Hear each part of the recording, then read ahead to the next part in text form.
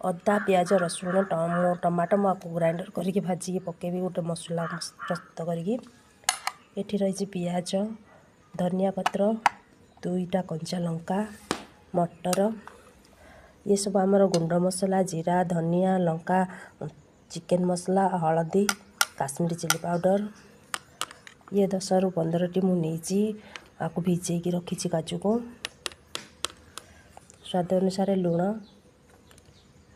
मुझे गोटे कड़े बस नहीं से गरम कर तेल एवं आम से पनीर को अल्प छाणी नवा पनीर को आम एति छाणा बेसी आपको छाणा दरकार ना ये केवल हल्का छाणा ना टाण हो जाए। पनीर छाणी सारापर मुझे पकई नौची आपको पानी एमती पानी रे पकातु ये पूरा नरम रहिबो। ये आउ बाकी थी पनीर को छाणी नवा एथर ये आमर सब पनीर छाणीगला। एवं चलतु नेक्स्ट स्टेप को ये मुझे गोटे कड़े बस नहीं एथर पकई दूसरी आम भाजी मसला प्रस्तुत करने तो पियाज लंका अदा रसुण टमाटो को मसला प्रस्तुत मोर ये भाजीगला पियाज रसुण अदा आमर मसला भल भाव में ग्राइंडर करके रखी नहीं। एवं चलतु कड़े आम तेल गरम हो गला मुझे पकई दूसरी ए जीरा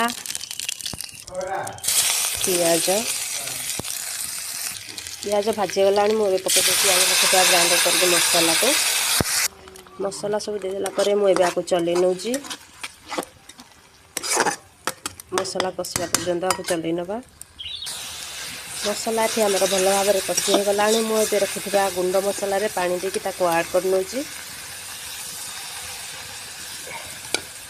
भल भाव में गोले नवा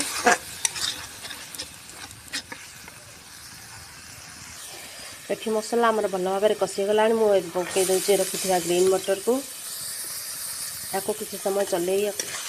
भाजी नवा और सीझी देवा जाके पानी अल्प देदेबा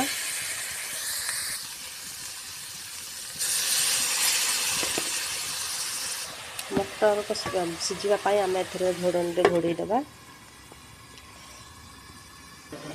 एबे आम कभर खोलिकी आम देखी नवा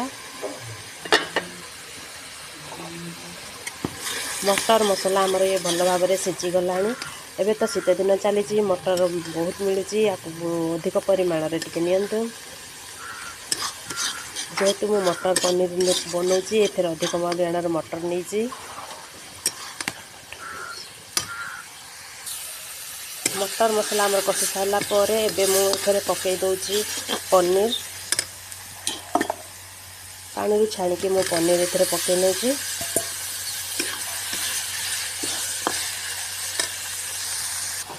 इस स्टेज रे पकई दूसरी स्वाद अनुसार लुण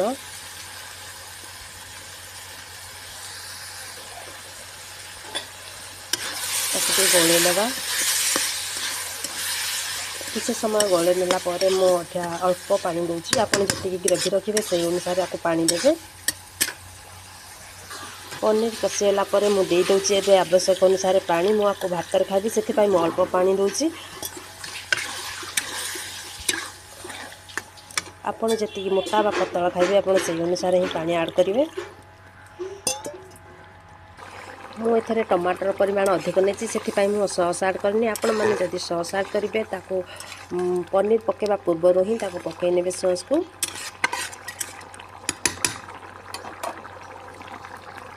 देखु आम पनीर ये हो जाए मुझे ही पतला रखी यही समय मुझे दूसरी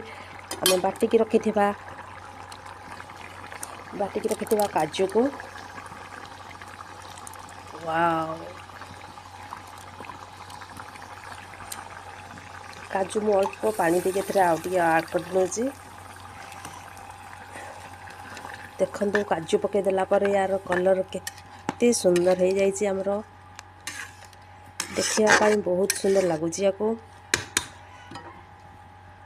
आपण पाखे जदि चारमगज अच्छी पकेबे निहाती एथरे मोर कि चारमगज नाला से पकई देती केवल काजू को या अल्प समय फुटापी छाड़ीदबा काजू पकईला मुझे गोली नौची ना काजू साधारणतः सी लगी जाए यहाँ आमर ये होगला मुझे स्टेज रे पकई दूसरी धनिया पत्र धनिया पत्र आ गरम मसला मु पकईदेला या मु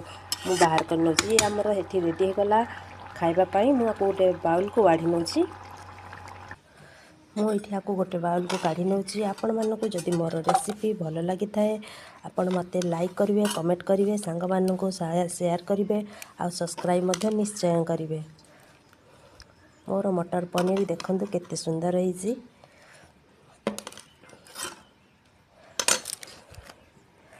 ये आमर रेडी होगला ए खाइबापी।